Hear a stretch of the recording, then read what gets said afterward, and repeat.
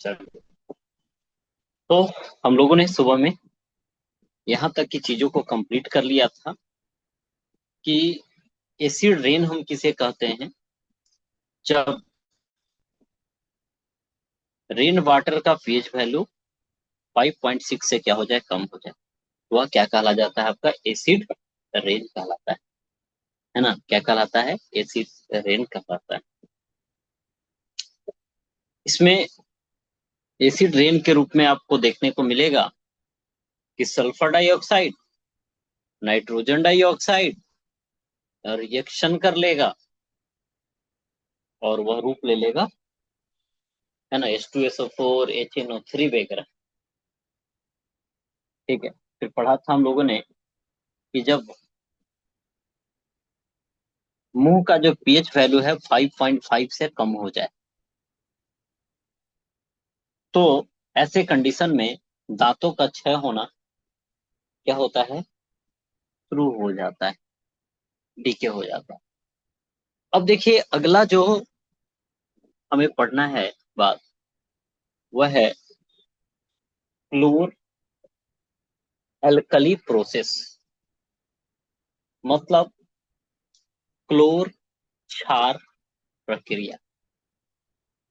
ठीक है। इसमें आप देखेंगे कि क्लोर क्षार प्रक्रिया में क्या होता है। तो इसमें इलेक्ट्रोलिसिस का इस्तेमाल करके प्रोड्यूस किया जाता है क्लोरीन, हाइड्रोजन और सोडियम हाइड्रोक्साइड, अर्थात कास्टिक सोडा। ठीक है, कास्टिक सोडा। इसमें क्या किया जाता है, इस सोडियम क्लोराइड को लिया जाता है और इसके थ्रू इलेक्ट्रिसिटी को पास करा दिया जाता है। ठीक है। और इसके बाद आप देखेंगे कि इसमें कौन सा gas, chlorine gas, sodium hydroxide, ये आपको मिलते हुए नजर आएंगे, साथ में हाइड्रोजन गैस। यानी सिंपल सा दिमाग में रखने के लिए कि क्लोर एल्कली प्रोसेस है क्या, तो इसे सिंपली ध्यान में रखने के लिए क्या, कि हम किचन से लाए नमक, उसमें मिलाए पानी, नमक यानी NaCl, उसमें मिला दिया पानी और मिलाने के बाद इलेक्ट्रिसिटी को दे दिए, तो क्या बन गया, सोडियम हाइड्रोक्साइड बन गया। कौन सा गैस, क्लोरीन गैस हो गया और हाइड्रोजन गैस, जिसमें हाइड्रोजन गैस कैथोड पे, जबकि क्लोरीन गैस एनोड पे मिल जाता है।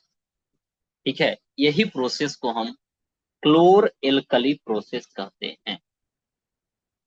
तो सिंपली हमने क्या बोला, रिएक्शन यदि आप याद रखते हैं यह वाली, तो आपका काम आसान है ना। सिंपली हमने क्या बोला कि वैसे प्रोसेस जिसमें नमक लिया जाएगा, पानी मिला दीजिए, पानी नमक का घोल है, उसमें इलेक्ट्रिसिटी दे दीजिए, तो तीन चीजें बन करके हमें मिलेगी।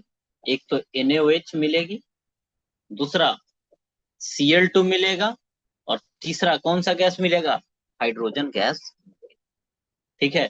NaCl, H2O, फिर रिएक्शन करने के बाद क्या, इलेक्ट्रिसिटी पास कराने के बाद कैथोड पे NaOH और Cl2 मिलेगा, जबकि कैथोड पे आपका NaOH और H2 मिलेगा, जबकि एनोड पे क्या मिलेगा, आपका Cl2 मिलेगा। क्या यह बात याद हुआ, क्या यह बात याद हुआ आपको। क्या बोले, नमक लीजिए, उसमें पानी मिला दीजिए, क्या दे दीजिए, इलेक्ट्रिसिटी दे दीजिए, है ना, इलेक्ट्रिसिटी प्रवाहित प्रवाहित कर देंगे, इलेक्ट्रिक करंट। तो ऐसे कंडीशन में क्या बनता है, बोलिए, NaOH बनेगा, Cl2 बनेगा और कौन गैस मिलेगा, हाइड्रोजन गैस। तो यही तीन चीजें हैं जो हमें मिलती है और इसी प्रोसेस को हम क्लोर एल्कली प्रोसेस कहते हैं। यानी क्लोरीन भी आपका मिल रहा है, एल्कली भी मिल रहा है, यानी वैसा बेस जो वाटर में सॉल्यूबल। क्लोर एल्कली याद हुआ, सिंपल सा हमने बोला कि किचन में जाइए, नमक लाइए, पानी मिलाइए, इलेक्ट्रिसिटी दे दीजिए, 3 चीज मिलेगा, NaOH, Cl2 Cl2 and then H2। H2, H2 मिलेगा। अब देखिए हम बात करें अगली ब्लीचिंग पाउडर की। ब्लीचिंग पाउडर जो है इसे कैल्शियम ऑक्सीक्लोराइड या हाइपोक्लोराइड के नाम से जानते हैं। किसको? Bleaching powder. ठीक है, इसे क्लोरीनेटेड लाइम भी कहा जाता है। और इसे बनाया कैसे जाता है फैक्ट्री में? तो CaOH का हॉल्टो, यानी कौन सा लाइम है? लाइम वाटर या स्लेक्ट लाइम है। लाइम वाटर या क्या है? स्लेक्ट लाइम है, इसी से इसको प्राप्त किया जाता है। ठीक है, इसमें क्या किया जाता है कि जो बुझा हो यानी चूना लाए, पानी मिलाए और उसमें कौन सा गैस दे दिए? Chlorine gas. चूना लाए, पानी मिलाए, बुझ गया चूना, क्लोरीन गैस दे दीजिए, कैल्शियम ऑक्सीक्लोराइड बन जाएगा और साथ में पानी बाहर निकल जाएगा। ठीक है, तो पहला बात हम लोगों ने अभी जो पढ़ा ऊपर में याद करो, नमक लाइए किचन से, पानी में मिलाइए, है ना, इलेक्ट्रिसिटी दीजिए, 3 चीज बनेगा, है ना, 3 चीज बनेगा। और 3 चीज का नाम बता है? हाँ, NaOH, NaHCl2 हाँ, और H2। Cl2 और H2। हाइड्रोजन गैस आपको मिलता हुआ नजर। ठीक है, यह बात हो गई। इसके बाद है जो अभी ब्लीचिंग पाउडर वाला बात किया, इसमें क्या होगा भाई कि चूना लाएंगे, पानी मिलाएंगे, तो यह चूना क्या हो जाएगा? बुझ जाएगा, और इसमें क्लोरीन गैस दे देंगे, यही बन जाएगा कैल्शियम ऑक्सीक्लोराइड, और हाइड्रोजन गैस हो जाएगा रिलीज, है ना, हाइड्रोजन गैस हो जाएगा रिलीज। तो यह बात, यह वाली भी क्लियर है आपकी, है ना, यह वाली बात भी आपकी क्लियर। नमक लाए, पानी मिलाए, नमक लाए, पानी मिलाए, इलेक्ट्रिसिटी दे दिए, तो NaOH और हाइड्रोजन गैस कैथोड पर, क्लोरीन गैस एनोड पे मिल जाता है। यहाँ तो क्लोरीन गैस मिल गया। अब क्या किए? बाजार से चूना लाए, उसमें पानी मिलाए, तो क्या बन गया? COH का हॉल्टो। अच्छा, ऊपर देखे कि यहाँ पे हमें क्लोरीन गैस मिला हुआ है ऑलरेडी, तो यदि हम क्लोरीन गैस को प्रवाहित कर देते हैं तो इसी से बन जाता है CaOCl2, यानी कैल्शियम ऑक्सीक्लोराइड। ठीक है, और यही किसका फॉर्मूला है? विरंजक चूर्ण यानी ब्लीचिंग पाउडर का, जिसका उपयोग कहाँ किया जाता है? तो कहाँ? टेक्सटाइल इंडस्ट्री में इसका इस्तेमाल किया जाता है। जैसे आपका सूती कपड़ा है, लीलन वाला कपड़ा है, तो उसके क्या विरंजन के लिए, विरंजन मतलब समझते हैं? कलर को क्या करने के लिए? अलग करने के लिए। ठीक है, कलर को क्या करने के लिए? अलग करने के लिए। इसके बाद कागज उद्योग में भी किया जाता है, जैसे नहीं रंगीन पेपर रहता है, उससे कलर वगैरह निकालना हो तो भी किया जाता है। फिर आप देखेंगे कि दुकान में लॉन्ड्री जहां होता है, जहां पे कपड़ा धोया जाता है, ठीक है, तो वहां पे भी ब्लीचिंग पाउडर का इस्तेमाल किया जाता है। ठीक है, वहां पे भी क्या होता है? ब्लीचिंग पाउडर का इस्तेमाल किया जाता है। यह भी ध्यान आपको रखने, क्या ध्यान रखने हैं कि कहाँ कहाँ इस्तेमाल होता है। तो सिंपल सा है। अच्छा, कई बार सैलून में भी देखे होंगे, सुने होंगे, ब्लीच करवाया जाए। ठीक है, तो इसमें क्या होता है? इसमें कलर को वो उड़ा देता है। जैसे कोई कपड़ा है, यदि उसमें ब्लीचिंग पाउडर आप डाल दिए और वह मान लिया कि नहीं, होली वगैरह में रंग वगैरह लग जाता है तो लोग दुकान में दे देते हैं क्या, कि रंग छुड़वाना है। तो ऐसे कंडीशन में वो क्या करता है, वह है जो इसको ब्लीचिंग पाउडर को डाल करके, है ना, ब्लीचिंग पाउडर को डाल करके ये अपना काम कर लेता है। ठीक है। इसके बाद देखिए, उपचायक के रूप में भी इसका इस्तेमाल किया जाता है, और पीने के पानी को साफ करने के लिए और कीटाणु नाशक के रूप में भी इसका इस्तेमाल किया जाता है। तो यह याद रखिएगा कि ब्लीचिंग पाउडर, है ना, टेक्सटाइल इंडस्ट्री में ब्लीच करने में, फिर ब्लीच करने में कहा, पेपर इंडस्ट्री में, लॉन्ड्री में, ऑक्सीडाइजिंग एजेंट के रूप में, डिस डिस इन्फेक्टेंट के रूप में भी इसका इस्तेमाल किया जाता है। ठीक है। चलो, तो दो चीजें हम लोगों ने देखा है अभी। क्लोर एल्कली प्रोसेस याद है, उसमें नमक लाना है, पानी डालना है, इलेक्ट्रिसिटी प्रोवाइड कराना है, तीन चीजें मिल जाएगी, NaOH, NaOH, क्लोरीन गैस और हाइड्रोजन गैस। ब्लीचिंग पाउडर में हम लोगों ने बात किया कि लाइए, क्या लाइए, क्या लेकर के आना है, चूना, पानी मिलाइए, COH का Hal2 हो गया, उसमें क्लोरीन गैस दे दीजिए तो CaOCl2 बन जाएगा। और इसका इस्तेमाल मेनली किसके लिए किया जाता है, तो विरंजन के लिए। विरंजन मतलब कलर को खत्म करना। अगला देखिए, अगला है क्या, आपका बेकिंग सोडा। बेकिंग मतलब, बेक मतलब होता है पकाना, यानी खाने वाला सोडा की बात किया जा रहा है। बेकिंग सोडा मतलब कौन वाला, खाने वाला सोडा। है ना, खाने वाला सोडा। ठीक है, खाने वाला सोडा को हम बेकिंग सोडा के नाम से जानते हैं। तो इसका देखिए केमिकल फॉर्मूला जो होता है ना, वह सोडियम बाई कार्बोनेट होता है, NaHCO3। केमिकल फॉर्मूला मतलब नेम की बात करें, सोडियम बाई कार्बोनेट है। अभी बनता कैसे है? तो इसके लिए नमक लीजिए, पानी लीजिए, फिर कार्बन डाइऑक्साइड दीजिए और अमोनिया गैस दीजिए। तो इस कंडीशन में क्या होता है, NaHCO3 बन जाता है। क्या क्या बोला गया, नमक लीजिए, पानी लीजिए, नमक लीजिए, पानी लीजिए, कार्बन डाइऑक्साइड दीजिए, और क्या, NH3 दीजिए।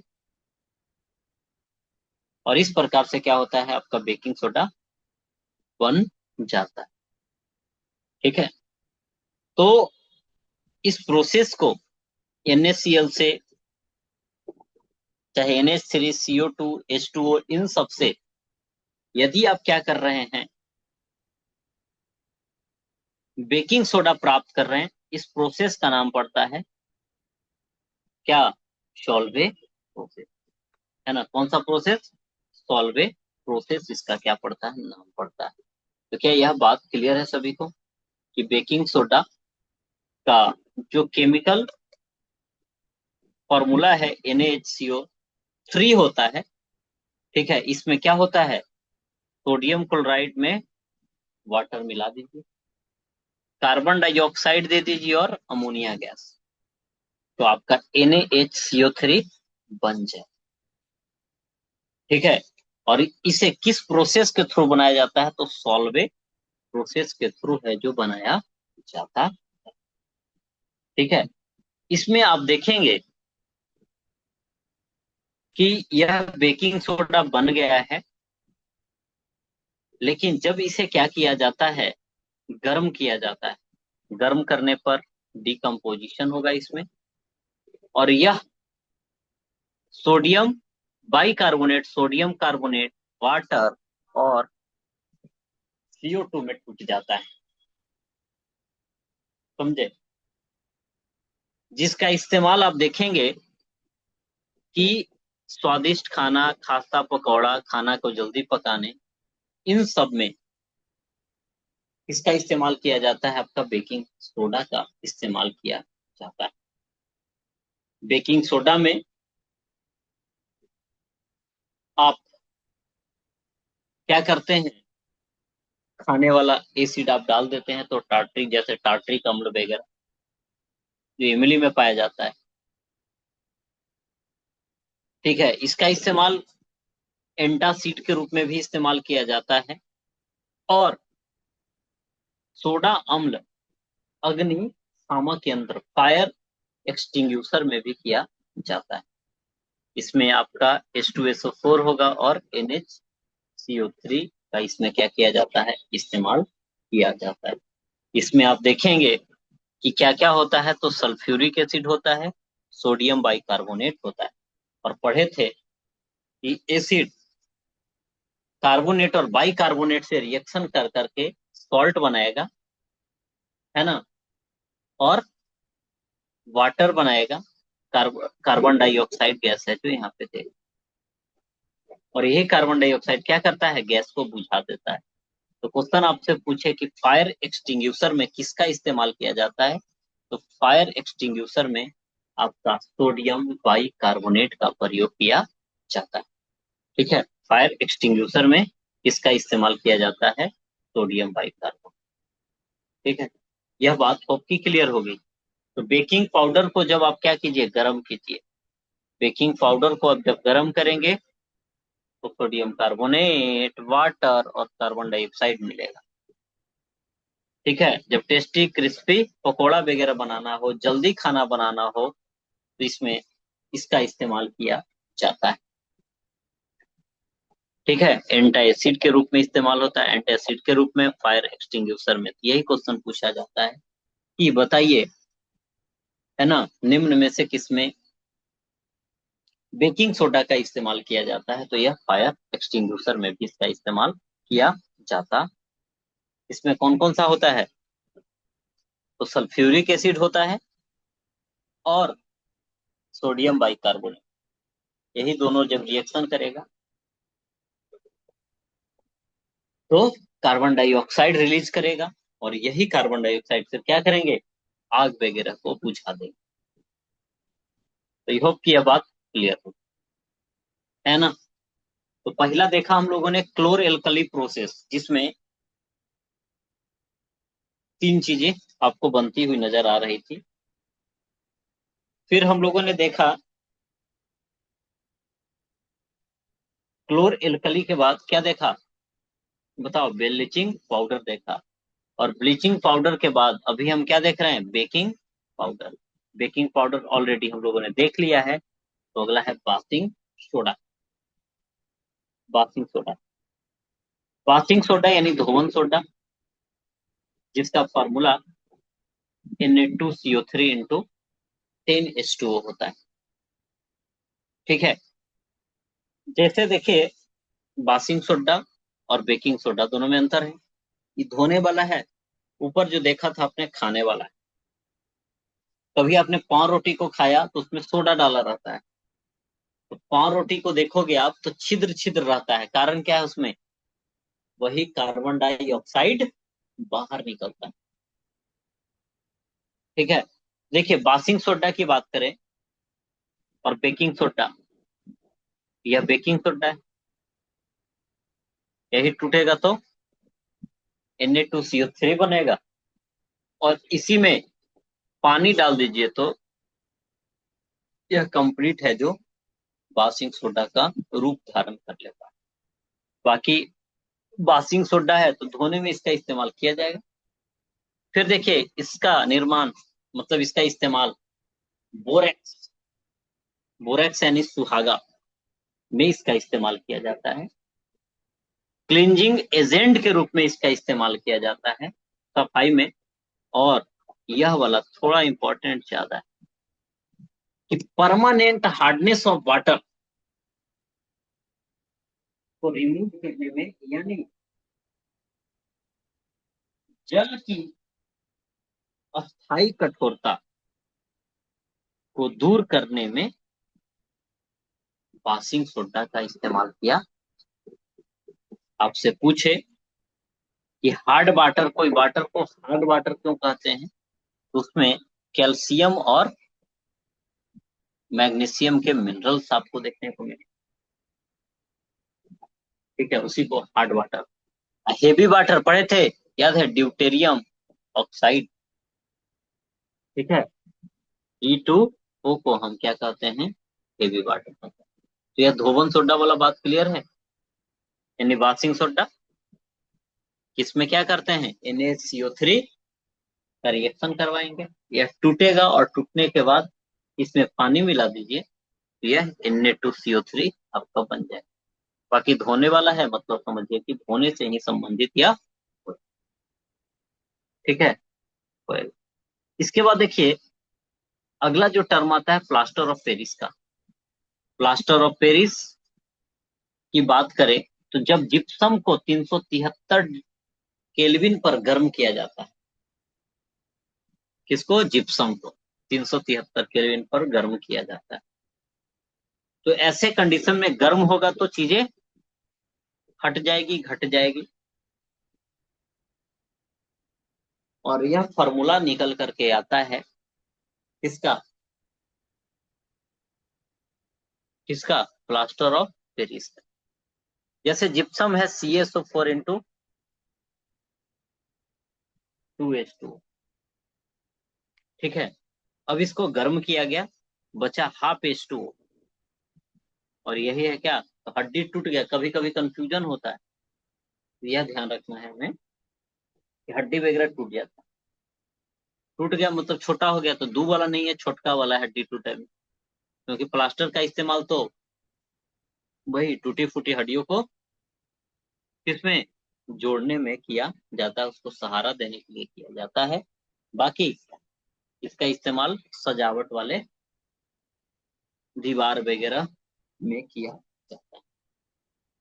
तो प्लास्टर ऑफ पेरिस क्लियर है, कितना डिग्री पर, जिप्सम को गर्म करना है। जिप्सम में क्या है, CaSO4 इंटू 2H2। 2H2O।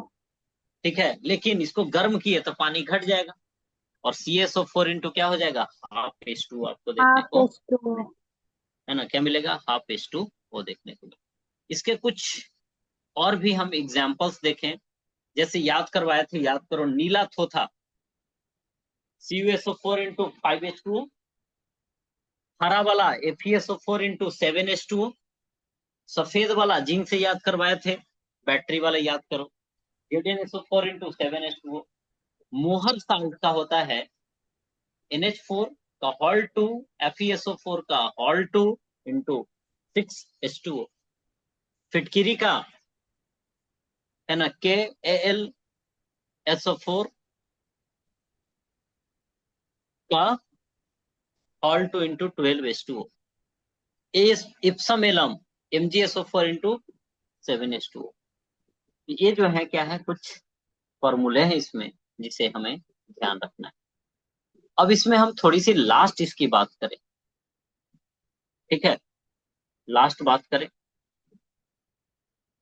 तो कहा जाता है कि कोई भी एसिड हो या कोई भी बेस हो, वह लुईस क्या, बेस या लुईस एसिड है जो कहलाता है। ठीक है, इसमें आप देखेंगे कि एक थ्योरी है क्या, लुईस का और एक ब्रॉन्स्टेड का। कितनी थ्योरी है, दो। इसमें देखिए लुईस वाला में क्या बोला गया कि कोईयो बेस लुईस बेस होगा और कोईयो एसिड लुईस का एसिड होगा। ठीक है, यहां पे क्या हुआ है कि NH2 के पास इलेक्ट्रॉन ज्यादा है, ज्यादा है तो क्या होगा, डोनर होगा, और जिसके पास कम है वह क्या करेगा, एक्सेप्ट करेगा। जिसके पास कम रहेगा वह एक्सेप्ट करेगा। यह है जो डोनर मतलब इलेक्ट्रॉन ज्यादा होगा, एक्सेप्टर मतलब कम होगा। ठीक है। अब देखिए, इसी में एक पॉइंट दिया गया है कि know every base is Brønsted base and any acid is Brønsted. मतलब ये पढ़े ना कि कोई भी बेस लुईस बेस होगा, कोई भी एसिड लुईस एसिड होगा, लेकिन ब्रॉन्स्टेड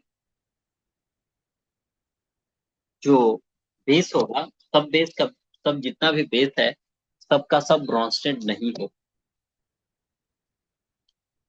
ब्रॉन्स्टेड लॉरी का जो थ्योरी है एसिड को लेकर करके, वह कहता है कि जो हाइड्रोजन डोनेट करे वह एसिड वाला, और जो क्या करे, एक्सेप्ट करे, हाइड्रोजन को जो ले, वह क्या होगा, बेस वाला पार्ट हो, है ना, में वह क्या होगा, बेस वाला पार्ट हो। तो जो हाइड्रोजन लेगा वह बेस, और जो हाइड्रोजन डोनेट करेगा वह क्या होगा, एसिड। एसिड होगा। इसमें देखिए कि वेन एन एसिड, ठीक है, यानी जब एक एसिड प्रोटॉन देता है तो बचे हुए हिस्से जो हैं सब क्या, संयुग्मी क्षार बन जाता है, और क्षार प्रोटॉन को ग्रहण करता है, वही क्या, एसिड बन जाता है। ठीक है।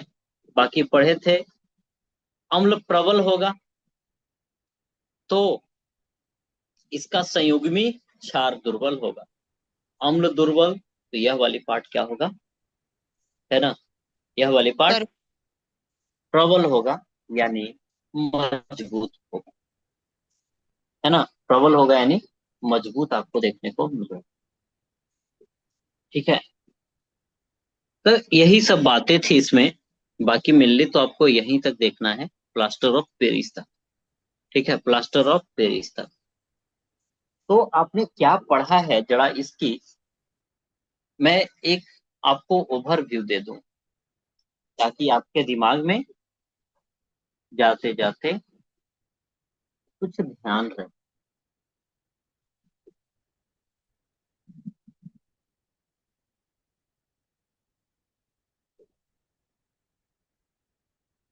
ठीक है।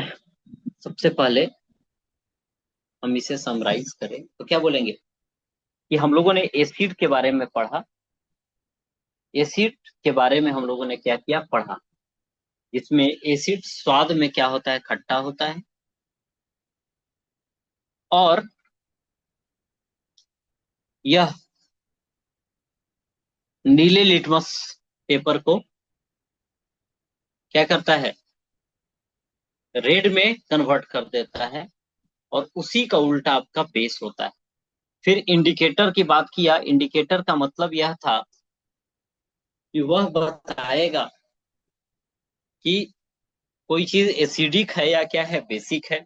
इसमें कुछ चीजें नेचुरल होती है तो कुछ चीजें क्या होती है, मैनमेड होती है। इसके बाद हम लोगों ने इस टेबल को देखा था जिसमें हम लोगों ने चर्चा किया था, क्या चर्चा किया था कि लिटमस पत्र ओरिजिनली कैसा होता है, बैगनी कलर का होता है। बाकी फिर देखा कि कौन सा कलर चेंज होता है, गंध चेंज हो जाए, टेस्ट चेंज हो जाए, ओल्फैक्टरी इंडिकेटर्स है। बाकी पढ़ा कि कहाँ कहाँ से चीजें मिलती है ना, कहाँ कहाँ से चीजें मिलती है। इसके बाद है जो मिनरल एसिड की बात किया, फिर बेस की बात किया, फिर केमिकल प्रॉपर्टी एसिड और बेस का देखा, जिसमें एसिड मेटल से रिएक्शन करेगा तो कौन सा गैस रिलीज करता है, हाइड्रोजन गैस रिलीज करता है। वही कार्बोनेट बाइकार्बोनेट से रिएक्शन करेगा तो सॉल्ट बनाएगा, कार्बन डाइऑक्साइड देगा, और क्या देगा, आपका H2O देगा, है ना, H2O देता। इसके बाद है जो फिर कार्बन डाइऑक्साइड की टेस्ट को लेकर के हमने बात किया था कि जब उसे बुझा हुआ चूना में CO2 को देंगे, कलर को कर देता है कैसा, दुधिया टाइप। है ना। तो यह ध्यान रखना था, ठीक है, CO2 के टेस्ट में। इसके बाद है जो फिर कार्बोनेट बाइकार्बोनेट हो गया। इसके बाद है जो एसिड या बेस दोनों पानी में घुलेगा तो एक H+ आयन देगा, एक OH- देता है। और सभी के सभी बेस क्या होते हैं, पानी में घुलते नहीं है, इसलिए सभी बेस को अल्कली नहीं कहते हैं, ठीक है। सभी बेस को अल्कली नहीं कहा जाता, लेकिन सभी अल्कली बेस। डाइल्यूशन की बात करें, मतलब यह मिलाने से क्या है आपका संबंधित है, पतला करने से संबंधित। न्यूट्रलाइज करने का मतलब है कि एसिड और बेस, ठीक है, दोनों करके काम। तो यह हो गया। इसके बाद आपका क्या है कि जल के विलयन और अम्ल व्यवहार, तो ये तो आपने देख ही लिया था चीजों को। फिर हम लोगों ने पढ़ा पीएच स्केल के बारे में। पीएच स्केल कहाँ 0 से लेकर के 14 तक होगा। सोरेनसन ने इसका इजाद किया था, है ना, किसने, सोरेनसन। और इसमें अलग अलग पीएच वैल्यू की बात हम लोगों ने किया था, ठीक है। और एक चीज ध्यान रखना था कि जब मिट्टी हमारी एसिडिक हो जाए तो सिलेक्ट लाइन मिलाइए। जब मिट्टी हमारी क्या हो जाए,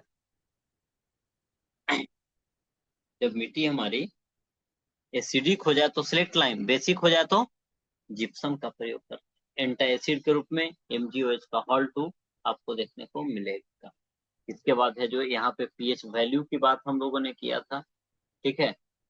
और इसके बाद क्लोर एल्कली प्रोसेस हमने देखा, क्या बोला, नमक लीजिए, पानी मिलाइए, इलेक्ट्रिसिटी दे दीजिए, 3 चीजें मिलेगी, ऐसे याद करना पड़ेगा, NaOH, है ना, फिर Cl2 और हाइड्रोजन।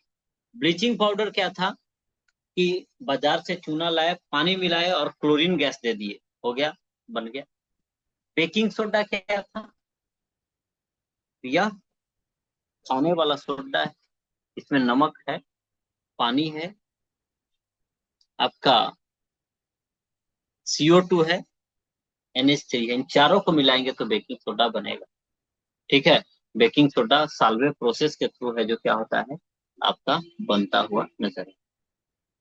इसके बाद जब बेकिंग सोडा को आप गर्म करते हैं तो उसमें से पानी निकल जाता है और कार्बन डाइऑक्साइड, इसी के कारण से पाव रोटी वगैरह में छिद्र आपको देखने को मिलेगा। फिर बेकिंग सोडा वही खाना पकाने वगैरह में और साथ में फायर एक्सटिंग्विशर में इसका इस्तेमाल किया जाता है। वॉशिंग सोडा यानी धोने का सोडा जो है, इसका फॉर्मूला Na2CO3 × 10H2 होता है, ठीक है। यह भी सोडियम बाइकार्बोनेट से प्राप्त हो जाता है। हार्ड वाटर किसे कहेंगे, तो हार्ड वाटर आपसे पूछा जाए तो कैल्शियम और मैग्नीशियम का इसमें मिनरल आपको देखने को मिल जाता, ठीक है। वही क्या है, हार्ड वाटर। फिर आपने देखा क्या, कुछ example, blue vitriol CuSO4 × 5H2, green vitriol FeSO4 × 7H2, इस तरह से।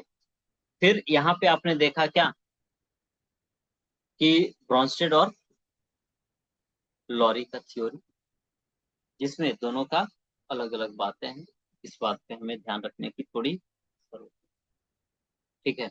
यहीं तक चीजों को हम लोगों ने पढ़ा है। यह चैप्टर भी आपका क्या होता है, कंप्लीट, ठीक है। थोड़ा सा रिवाइज कीजिएगा, लिख कर करके करना पड़ेगा, ठीक है। तो फिर हम देखेंगे नेक्स्ट चैप्टर को, जो कि मेटल और नॉन मेटल।